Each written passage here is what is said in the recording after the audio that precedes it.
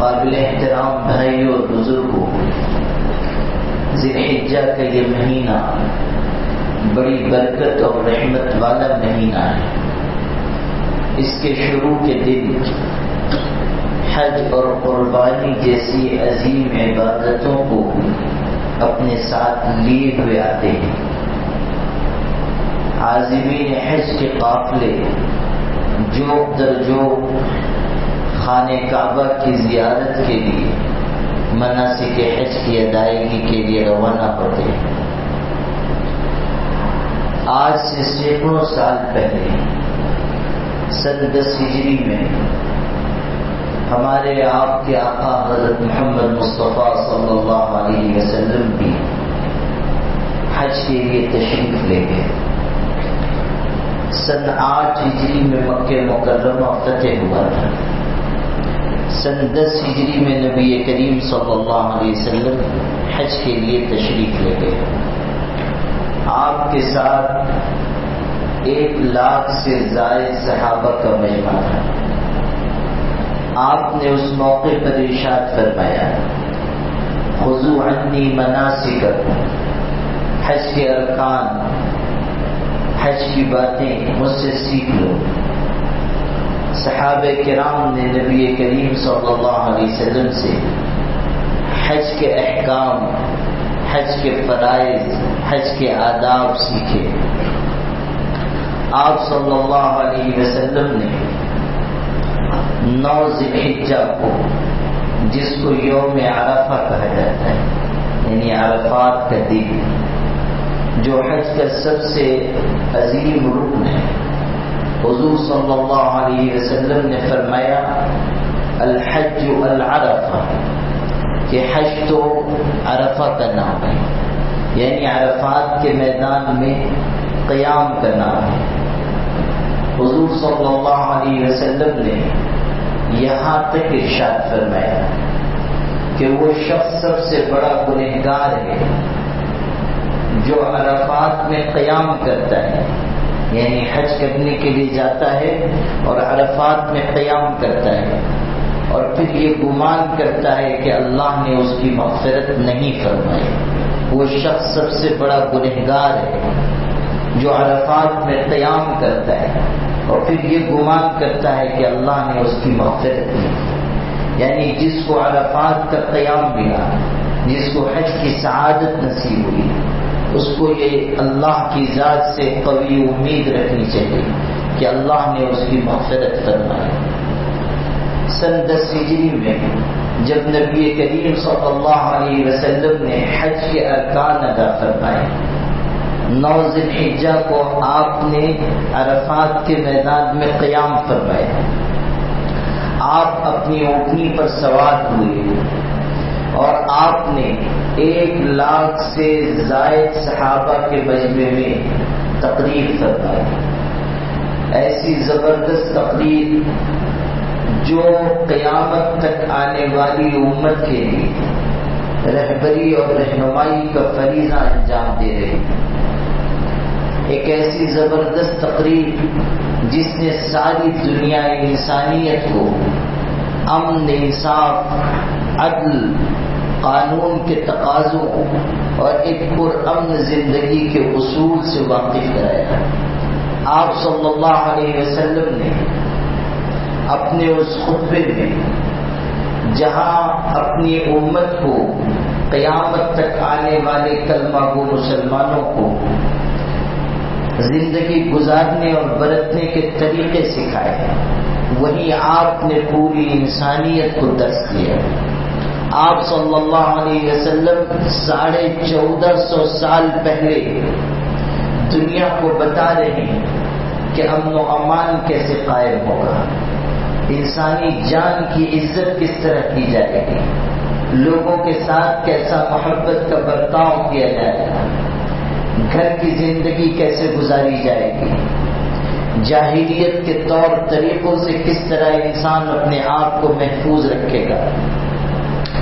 آپ صلی اللہ علیہ وسلم نے اس اپنی مفصل تقریر میں، اپنے اس خطبے میں بہت ساری باتیں ارشاد کرنا، سب کے بیان کرنے کا موقع نہیں ہے، لیکن ان میں سے چند ایسی باتیں جن کی ہم کو زیادہ ضرورت ہے اور جو رہتی دنیا تک کے انسانوں کے لیے رہنما اصول کا درجہ رکھتی ہیں، ان کو میں آپ کے سامنے عرض کرتا ہوں۔ نبی کریم صلی اللہ علیہ وسلم نے اپنی اس تقریر میں بہت زور دے کر بہت اہمیت کے ساتھ یہ بات ارشاد فرمائی کہ لوگوں سنو، ان دماءکم واموالکم حرام علیکم الی ان تلقوا ربکم کحرمت یومکم ھذا فی شہرکم ھذا فی بلدکم ھذا۔ آپ غور کر لیجیے کہ حضور صلی اللہ علیہ وسلم یہ جو خطبہ ارشاد فرما رہے ہیں، ذی الحجہ کا مہینہ ہے جو حرمت والا احترام والا مہینہ ہے، جس دن میں آپ تقریر کر رہے ہیں وہ عرفہ کا دن ہے جو بہت ہی فضیلت کا دن ہے، احترام کا دن ہے، حاجیوں کے لیے بھی غیر حاجیوں کے لیے بھی۔ عرفہ کے دن کے روزے کی فضیلت آئی ہے۔ عرفہ کے دن کے بارے میں یہ بات ہے کہ اللہ بے شمار لوگوں کی اس دن مغفرت فرماتا ہے۔ شیطان اس دن اللہ کی اترتی ہوئی رحمت کو دیکھ کر اپنے بال نوچتا ہوا، اپنے سر پر گرد و غبار ڈالتا ہوا بھاگتا پھرتا ہے۔ تو عرفہ کا دن ہے، جہاں آپ کھڑے ہیں وہ مقدس سرزمین ہے، عرفات کا میدان ہے۔ آپ صلی اللہ علیہ وسلم فرما رہے ہیں لوگوں سنو، جس طرح آج کا دن احترام کے لائق ہے، یہ مہینہ احترام کے لائق ہے، یہ علاقہ، یہ خطہ، یہ سرزمین احترام کے لائق ہے، اسی طرح تمہاری جانیں، تمہارے مال بھی ایک دوسرے کے لیے قابل احترام ہیں۔ ایک دوسرے کی جان، مال، عزت، آبرو کی حفاظت کرو۔ کوئی مسلمان دوسرے مسلمان کی عزت و آبرو پر ڈاکہ نہ ڈالے، کوئی کسی کو جانی نقصان نہ پہنچائے، کوئی کسی کا مال غصب نہ کرے۔ ان دماءکم واموالکم حرام علیکم الی ان تلقوا ربکم۔ الفاظ دیکھیے کہ تم جب تک اپنے پروردگار سے ملاقات نہ کرو، یعنی قیامت تک تمہارے لیے یہی حکم ہے کہ تمہاری جانیں، تمہارے مال، تمہاری عزت و آبرو ایک دوسرے کے لیے محترم ہے۔ مال کی بھی حفاظت کرو، جان کی بھی حفاظت کرو، لوگوں کی عزت و آبرو کی بھی حفاظت کرو۔ نبی کریم صلی اللہ علیہ وسلم نے ہمیں یہ سکھایا کہ ایک مسلمان دوسرے مسلمان کو برا بھلا تک نہ کہے، کسی پر الزام نہ لگایا جائے۔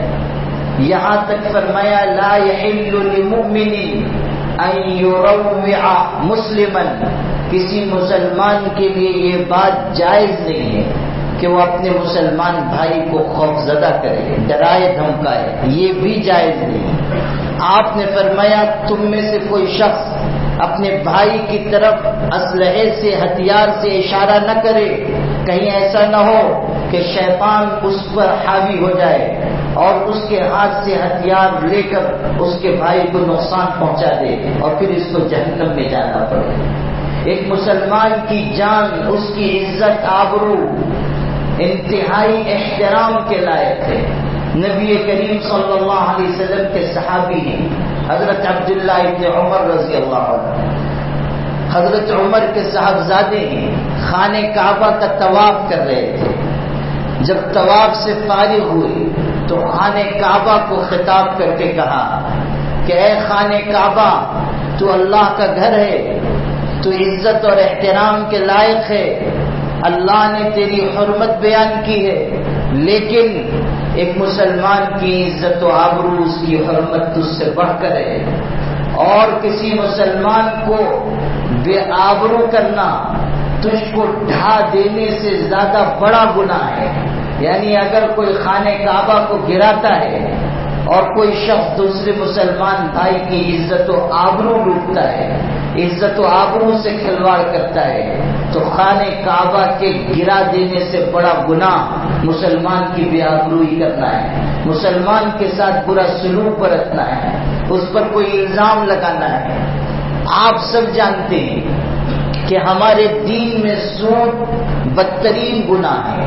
یہاں تک کہا گیا کہ سود کے 70 سے یا 60 سے کچھ زیادہ حصے ہیں، اور ان میں سے سب سے ہلکا درجہ اپنی سگی ماں کے ساتھ بدکاری کرنا ہے، سب سے ہلکا درجہ ہے۔ سود کا 1 درہم 36 مرتبہ بدکاری کرنے سے زیادہ سخت گناہ ہے، یہ حدیث کے حوالے سے آپ کو کہہ رہا ہوں۔ اس کے باوجود آپ سنیے، حضور صلی اللہ علیہ وسلم ارشاد فرما رہے ہیں ان ارب الربا الاستطالۃ فی عرض المؤمن، کہ سب سے بدترین سود اپنے مسلمان بھائی کی عزت سے کھلواڑ کرنا ہے۔ سب سے بدترین سود، یعنی سود کا سب سے زیادہ اوپر کا درجہ، سب سے زیادہ سنگین درجہ یہ ہے کہ کسی مسلمان کی عزت سے کھلواڑ کیا جائے، کسی مسلمان کو ہلاک کر دینا، اس کی جان لینا، یہ تو ایسا سخت گناہ ہے کہ قرآن میں اس پر ایسی سزا آئی جو کسی گناہ پر نہیں۔ ارشاد ہے وَمَن يَقْتُلْ مُؤْمِنًا مُتَعَمِّدًا فَجَزَاؤُهُ جَهَنَّمُ خَالِدًا فِيهَا وَغَضِبَ اللَّهُ عَلَيْهِ وَلَعَنَهُ وَأَعَدَّ لَهُ عَذَابًا عَظِيمًا۔ 4 سزائیں بیان کی گئی ہیں۔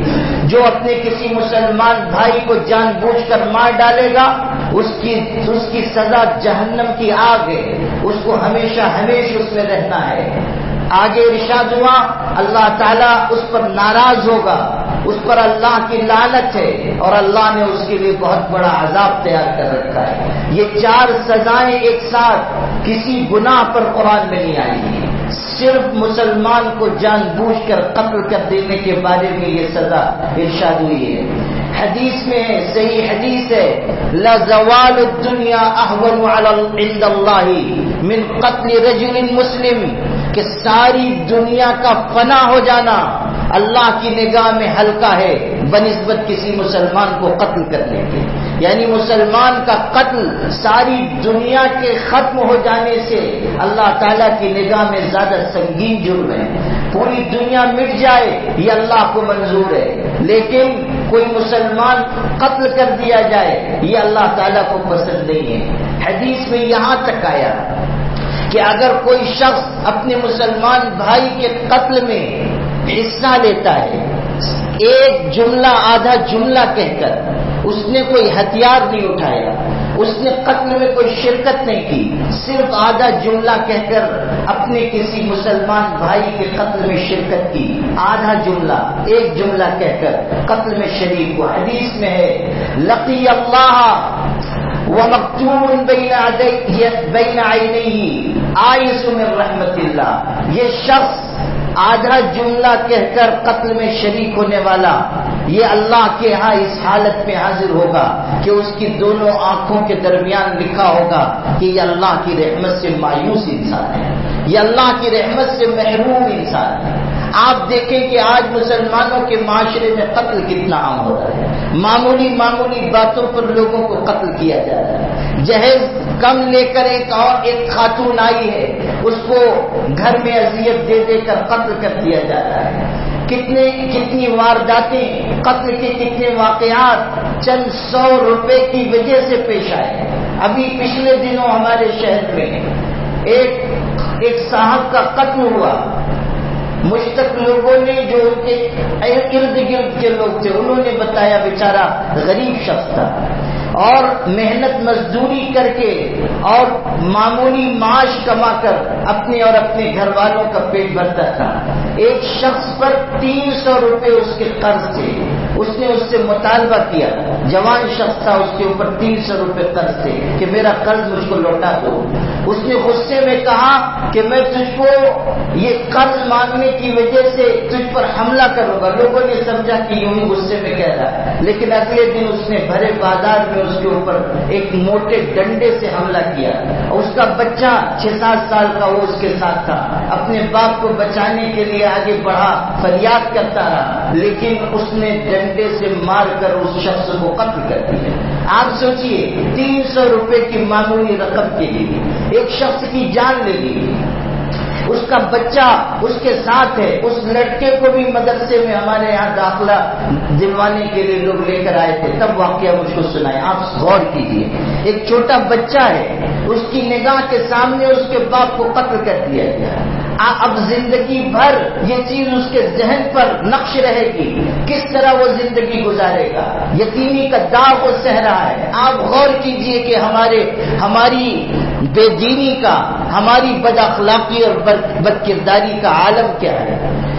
حضور صلی اللہ علیہ وسلم فرما رہے ہیں کہ جان کی حرمت، اس کی عزت ملحوظ رکھو. لا تقتلوا النفس التي حرم الله الا بالحق، کسی کو ناحق قتل مت کرو. من قتل نفسا بغیر نفس او فساد في الارض فكأنما قتل الناس جميعا، کوئی ایک انسان کو مار ڈالتا ہے وہ ایسا ہے گویا کہ اس نے پوری انسانیت کو قتل کر دیا. اسی طرح مال کی بھی عزت و حرمت ہے. کسی کا مال ناجائز طریقے سے نہ لو، خیانت نہ کرو، چوری نہ کرو، کسی کی زمین پر قبضہ نہ کرو، کسی کے مال میں اس کی اجازت کے بغیر کوئی تصرف نہ کرو. نبی کریم صلی اللہ علیہ وسلم نے چوری کو، غصب کو بہت بڑا گناہ قرار دیا. حدیث پاک میں جو شخص کسی کا مال غصب کرتا ہے، کسی کے مال میں اس کی اجازت کے بغیر تصرف کرتا ہے، حرام مال اختیار کرتا ہے، ایسے شخص کی دعا اللہ تعالیٰ قبول نہیں فرماتا. ایک شخص ہے حرام مال اکٹھا کر رہا ہے، اپنے بھائیوں بہنوں کو وراثت میں حصہ نہیں دیتا، اب احرام باندھ کر حج کے لیے چلتا ہے، لبیک اللہم لبیک پکارتا ہے، اللہ میں حاضر ہوں، میں حاضر ہوں، حرام مال کے ذریعے حج کے لیے جا رہا ہے. حضور صلی اللہ علیہ وسلم نے ارشاد فرمایا جب وہ کہتا ہے لبیک اللہم لبیک کہ اللہ میں حاضر ہوں، اللہ میں حاضر ہوں، تو اللہ کا فرشتہ اس کو جواب دیتا ہے لا لبیک ولا سعدیک وحجک مردود علیک، تیری لبیک قبول نہیں ہے، تیری حاضری مقبول نہیں ہے، تیرے لیے کوئی خوشبختی نہیں ہے، تیرا حج تیرے منہ پر مار دیا گیا. اللہ تعالیٰ کو ایسے شخص کے حج کی کوئی ضرورت نہیں ہے. اللہ بے نیاز ہے، کسی کی عبادت سے اس کی عظمت شان میں کوئی اضافہ نہیں ہونے والا. اللہ تعالیٰ بے نیاز ہے، کسی کی نافرمانی اور معصیت سے اس کی عظمت شان میں کوئی کمی نہیں ہونے والی ہے. اگر کوئی شخص حرام مال کے ذریعے صدقہ دیتا ہے اللہ تعالیٰ کے ہاں قبول نہیں ہے، عمرہ حج کرتا ہے قبول نہیں ہے، دعا مانگے گا اللہ کے ہاں اس کی دعا مقبول نہیں ہے. آپ دیکھیں کہ کس طرح ہمارے سماج اور معاشرے میں دوسروں کے مال پر قبضہ کیا جا رہا ہے، دوسروں کی عزت آبرو سے کھلواڑ کیا جا رہا ہے. کتنے ایسے لوگ آپ کو اسی شہر میں ملیں گے کہ صورت ان کی دینداروں کی ہے، 5 وقت کی نماز پڑھتے ہیں، مگر ان کے بھائیوں بہنوں سے آپ کو معلوم ہوگا کہ حصہ دینے کے لیے تیار نہیں ہے، وراثت کا مال دبا کر بیٹھے ہوئے ہیں، اپنی بہنوں کو مجبور کیے ہوئے ہیں، بہنیں غربت کی زندگی گزار رہی ہے، یہ آسائشوں اور آرائشوں میں رہ رہے ہیں اور شہر کے لوگوں کے درمیان اپنے آپ کو دیندار کہلواتے پھرتے ہیں. یاد رکھیے گا آپ خود اپنے آپ کو دیندار سمجھیں، آپ کو پوری دنیا دیندار سمجھے، لیکن اگر آپ حق ادا نہیں کر رہے ہیں تو اللہ کی نگاہ میں آپ دیندار نہیں ہیں، آپ اچھے مسلمان نہیں ہیں. جو شخص معاملات کو صاف نہ رکھے، جو حقوق کی ادائیگی نہ کرے، جو اللہ تعالیٰ کے احکامات کے مطابق زندگی نہ گزارے، کیا صرف چند سجدے، کیا صرف چند پاروں کی تلاوت، کیا حج اور عمرہ کرنا اس کو دینداری کے منصب تک پہنچا دے گا؟ کیا کامل ایمان کی سند اور تمغہ اس کو مل جائے گا؟ ہرگز ہرگز ایسا نہیں ہو سکتا. اللہ کا قانون ہے، اس کا نظام ہے، اس کے مطابق زندگی گزرے گی تب انسان ایمان کامل تک پہنچے گا، تب انسان اللہ کی نگاہ میں سچا مسلمان ہوگا. صرف کسی کے کہہ دینے سے، صرف کسی کے مان لینے سے، صرف کسی کے دعویٰ کرنے سے کوئی کامل ایمان کی سند حاصل نہیں کر سکتا. اللہ تعالیٰ کا یہ نظام ہے کہ عبادت بھی تمہاری ٹھیک رہے، اس کا یہ حکم ہے کہ معاملات بھی تم صاف رکھو، حقوق ادا کرو. ابھی قریب میں کسی عرب ملک کا واقعہ دیکھنے کو ملا کہ ایک بھائی کا انتقال ہوا. وہ بھائی ثروت مند تھا، مالدار تھا، اور باپ کے مرنے کے بعد اس نے اپنے بھائیوں بہنوں کو وراثت میں حصہ نہیں دیا. اس کی بہن جب اس کا انتقال ہوا، اس کی سگی بہن جنازے کے ساتھ ساتھ چلی. حالانکہ عورتوں کا جنازے کے ساتھ جانا منع ہے، لیکن لوگوں نے، محلے والوں نے، بستی والوں نے یہ خیال کیا کہ بھائی کا انتقال ہوا ہے اور یہ اس کا ایک لوتا بھائی ہے، شاید صدمے کی شدت میں اپنے بھائی کی محبت میں چلی آ رہی ہے، لوگوں نے منع کیا مگر وہ مانی نہیں، جنازے کے ساتھ قبرستان تک آئی، جب اس کے بھائی کا جنازہ قبر میں رکھا گیا، مٹی ڈالی گئی تو اس بہن نے دعا کے لیے ہاتھ اٹھائے اور کیسی دعا مانگی یہ آپ کو سنانا تھا۔ اس نے کہا اللہ جس طرح میرے بھائی نے زندگی بھر مجھ کو وراثت کے مال سے محروم رکھا، تو بھی اس کو اپنی رحمت اور مغفرت سے محروم رکھ، تو بھی اس کو اپنی رحمت اور مغفرت سے محروم فرما دے۔ آپ غور کیجئے کہ اس جملے میں کیسا درد اور کرب چھپا ہوا ہے، اس جملے میں ہمارے معاشرے کی کیسی عکاسی اور ترجمانی ہے۔ آپ غور کیجئے کہ جب حقوق کی ادائیگی نہیں ہوگی، جب مال غصب کیے جائیں گے تو ہمارے سماج اور معاشرے میں کیسے وہ فرسا واقعات پیش آئیں گے۔ قرآن سکھا رہا ہے کہ حق والوں کا حق ادا کر دو، آت ذی القربی حقہ، رشتہ داروں کو ان کا حق دو، مسکین غریب اور فقیر کو اس کا حق دو۔ تم کو اللہ نے جو مال دیا ہے اس میں سے لوگوں پر خرچ کرو، خزانے کے سانپ بن کر نہ رہو۔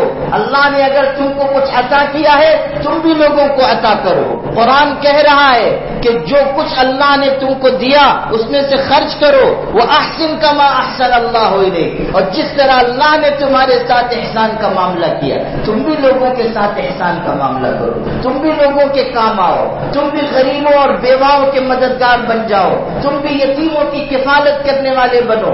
حضور صلی اللہ علیہ وسلم نے فرمایا مسلمانوں کے گھروں میں سے بہترین گھر وہ ہے جہاں کسی یتیم کی پرورش کی جا رہی ہو اور اس پر کوئی ظلم نہ کیا جاتا ہو، اور سب سے بدترین گھر مسلمانوں کا وہ ہے جہاں کوئی یتیم ہو اور اس کی پرورش ہو رہی ہو اور اس پر ظلم اور زیادتی کی جاتی ہو۔ ہمارا دین بالکل واضح ہے، حقوق کی تفصیلات متعین ہیں، اللہ اس کے رسول کا ارشاد ہمارے سامنے ہے، اب عمل کرنا ہماری ذمہ داری ہے۔ حضور صلی اللہ علیہ وسلم نے اپنے آخری خطبے میں تفصیلی تقریر میں قیامت تک آنے والی اپنی امت کو نصیحت فرمائی کہ دیکھو اپنے مسلمان بھائیوں کی جان، مال، عزت و آبرو کی حفاظت کرو، اسی میں تمہاری کامیابی ہے۔ وآخر دعوانا الحمدللہ رب العالمین۔